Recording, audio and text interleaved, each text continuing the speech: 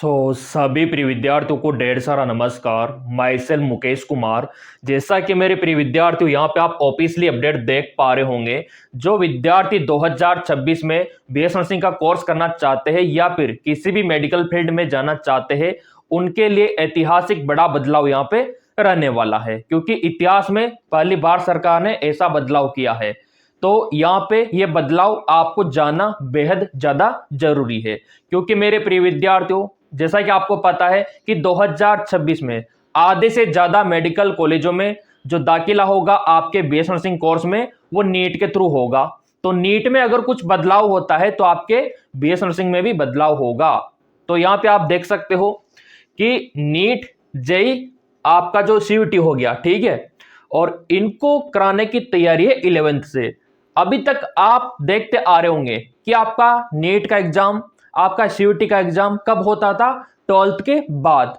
लेकिन अब सरकार चाहती है कि 11th के बाद ही होना चाहिए। अब ऐसा क्यों कर रही है सरकार? आपने देखा होगा कि 12th में प्रिय विद्यार्थियों के ऊपर काफी ज्यादा प्रेशर होता है। एक तो वैसे उनके बोर्ड एग्जाम होते हैं 12th में, और फिर ये दूसरा नीट का प्रेशर, सीयूटी का प्रेशर होता है। तो सरकार चाहती है कि ये बर्डन कम हो, ये भार कम हो आपके ऊपर।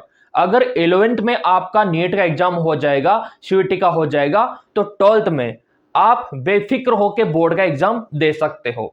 सरकार आपका फायदा देख रही है। और यहां पे आप देख सकते हो 12वीं के अंक भी जुड़ेंगे, ये सुधार संभव। अब क्या होगा? एग्जाम आपका पहले हो जाएगा, और जो आप 12th में एग्जाम दोगे उसका मेरिट भी काम आएगा। अब ये कैसे रहेगा, कैसे पॉसिबल है, वो नीचे पूरा विस्तार से दे रखा है। और जो विद्यार्थी मेडिकल फील्ड में जाना चाहते हैं ना, उनको ये देखना और जानना बेहद ज्यादा जरूरी है, क्योंकि ये ऐतिहासिक बड़ा बदलाव है मेरे प्रिय विद्यार्थियों। और सरकार का पूरा फोकस है। सरकार चाहती है कि जो प्रिय विद्यार्थी है, जो मेडिकल एंट्रेंस एग्जाम की तैयारी करते हैं, उनका प्रेशर कम हो, वो डिप्रेशन में ना जाए। आपने देखा होगा कि बहुत सारे प्रिय विद्यार्थी डिप्रेशन में चले जाते हैं, कहीं ना कहीं बहुत सारे सुसाइड के केस आपने देखे होंगे, सुसाइड कर लेते हैं। तो उन केसों को कम करने के लिए सरकार ये प्लान बना रही है। अब यहाँ पे देखो, नीट जेई केंद्र सरकार की ओर से, ये केंद्र सरकार का ऑर्डर है, केंद्र सरकार की ओर से बनाई गई समिति कई सुझाव पर मंथन कर रही है, जिसमें 11वीं कक्षा में जेई में आपका नीट और सीयूटी जैसी प्रवेश परीक्षाएं कराना, कोचिंग संस्थानों में 2 से 3 घंटे तक पढ़ाई कराना, बस कि कोई भी कोचिंग हो गया 2 से 3 घंटा क्लास देगा, इससे ज्यादा नहीं देगा, ताकि उनका मेंटली प्रेशर कम हो प्रिय विद्यार्थियों का। और यहाँ पे भी आप देख सकते हो, कोचिंग संस्थानों पर निर्भरता कम करने और डमी स्कूल की समस्या से निजात पाने के लिए केंद्र सरकार जेईई मेन, नीट और सीयूटी प्रवेश परीक्षाओं के तौर तरीकों को बदलने जा रही है, ठीक है। केंद्र सरकार के शिक्षा मंत्रालय की ओर से बनाई गई समिति कई सुझाव पर मंथन कर रही है, जिसमें 11वीं कक्षा में आपका जेईई, नीट और सीयूटी प्रवेश परीक्षा कराना संभव है। और अब आपका कोचिंग का समय भी कम कर दिया। और यहाँ पे आप देख सकते हो, क्या 11वीं क्लास में हो सकती है आपकी नीट की परीक्षाएं? तो समिति जिन प्रस्ताव पर गहन विचार विमर्श कर रही है, उनके सबसे बड़े सुझाव यही है कि 11th में ही इंजीनियरिंग प्रवेश परीक्षा और आपका मेडिकल प्रवेश परीक्षा कराया जाए। और भी मैं आपको दिखा देता हूं, यहाँ पे ये देखिए, कोचिंग में पढ़ाई रोजाना 2 से 3 घंटे तक सीमित, ये देखिए, ताकि आपका मेंटली प्रेशर कम हो।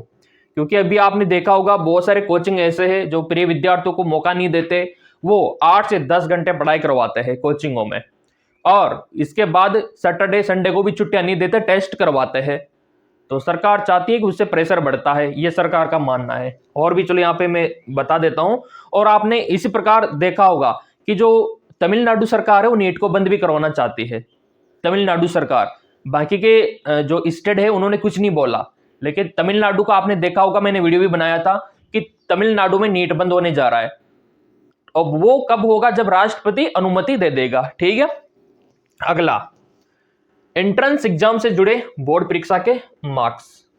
अब यहां पे देखो, जो आपका एंट्रेंस एग्जाम होगा उसमें बोर्ड परीक्षा के नंबर जुड़ेंगे, क्योंकि आपका जो पेपर है वो तो 11th के बाद ही करवा देंगे।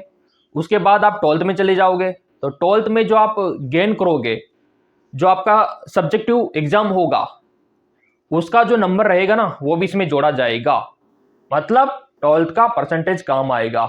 और भी चलो यहाँ पे देख लेते हैं। कमेटी ये भी देख रही है कि क्या इंट्रेंस एग्जाम के लिए एक ऐसा हाइब्रिड असेसमेंट मॉडल, ये लो, हाइब्रिड का मतलब होता है कि आपका 12th का परसेंटेज और आपका इंट्रेंस एग्जाम का कॉम्बिनेशन, और उससे जो रिजल्ट आएगा, जो आपका स्कोर आएगा, उससे आपका दाखिला हो। तो आपको इस हिसाब से 12th में अच्छा पढ़ना पड़ेगा और अलग से एंट्रेंस एग्जाम भी होगा। तो ये आपके ऊपर है कि आप क्या करवाना चाहते हो। सरकार ने अभी ओपिनियन मांगा है हम सबसे कि क्या ऐसा हम कर सकते हैं, क्योंकि सरकार कोई भी बदलाव करती है ना तो पब्लिक से पहले रिव्यू लेती है, तो उसी का ये परिणाम है। चलो और क्या बोला इन्होंने, एक तो हाइब्रिड असेसमेंट के लिए बोला है जिसमें बोर्ड परीक्षा के मार्क्स और एप्टीट्यूड टेस्ट दोनों को वेटेज दिया जाए, यानी इंजीनियरिंग और मेडिकल दाखिलों में प्रवेश परीक्षा प्राप्त अंकों के साथ साथ बोर्ड परीक्षा का परसेंट भी देखा जाए। अधिकारियों ने कहा इससे क्लासरूम लर्निंग मजबूत होगी और इंटरनेशनल असेसमेंट बेहतर हो सकते हैं और कोचिंग पर बहुत ज्यादा निर्भरता कम हो जाएगी। और निर्भरता इसलिए कम करना चाहती है सरकार क्योंकि गरीब परिवार के बच्चे कोचिंग वहन नहीं कर पाते, वो कोचिंग नहीं जा पाते। तो सरकार चाहती है कि कोचिंग के ऊपर डिपेंडेंसी खत्म हो, इसलिए सरकार यहाँ पे 11th में आपका एग्जाम करवाना चाहती है नीट का, जिसके थ्रू आपको पता है आपका बीएस नर्सिंग होता है, सीधा इसे कनेक्शन है। आपका बीएचयू हो गया, वहां पे भी इसी से होता है नर्सिंग में दाखिला, और आपका जिपमर हो गया, वहां पे भी नीट से दाखिला होता है।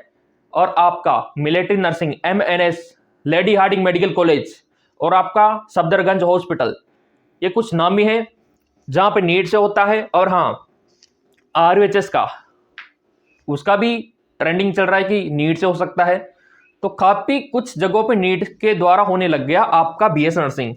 तो जैसे नीट में बदलाव होगा आपके बीएस नर्सिंग में भी बदलाव होगा।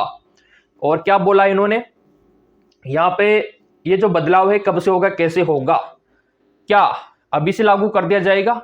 तो देखो मेरे प्रिय विद्यार्थियों, अभी तो ये पब्लिक को बताया है न्यूज के माध्यम से, और आपने सब्सक्राइब कर रखा है चैनल तो आप तक पहुंच गया, नहीं कर रखा है तो कर लेना, क्योंकि कुछ भी बदलाव फिर आ सकता है इसमें।